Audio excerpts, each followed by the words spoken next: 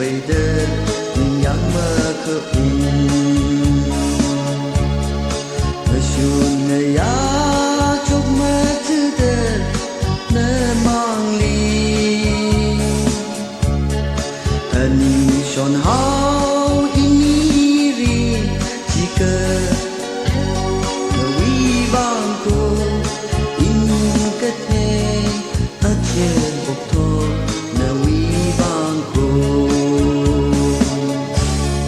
nơ chan han lấy si mây nơ đi ngay mà lại rơ nơ mi thịt ngay yam mây nơ nơ tùy ngay si ta ina si sam ta cô khờ cơ suy ra tùy ngay si mà lại hao nơ vơ mơ phơ đi lấy cái si vơ ina chót cơ bầm nơ vi vang cô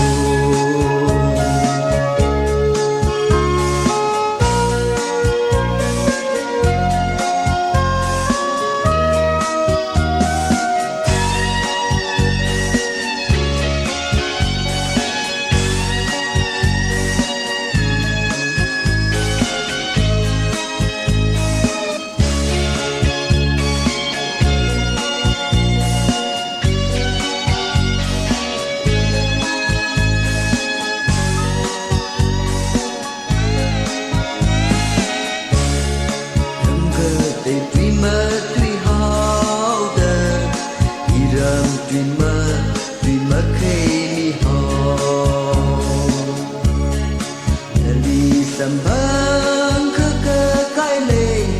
sát mang hồng mirin xin ban mang ngơ thi hò nằm mây y cơ cho lấy sát ninh ri mà ôm cái sông khờ rớt chan mang nét chan han lấy si mây nằm nhìn ai mà lại rơ nằm mi chết ngày em mây nằm nè tùy ngờ si xa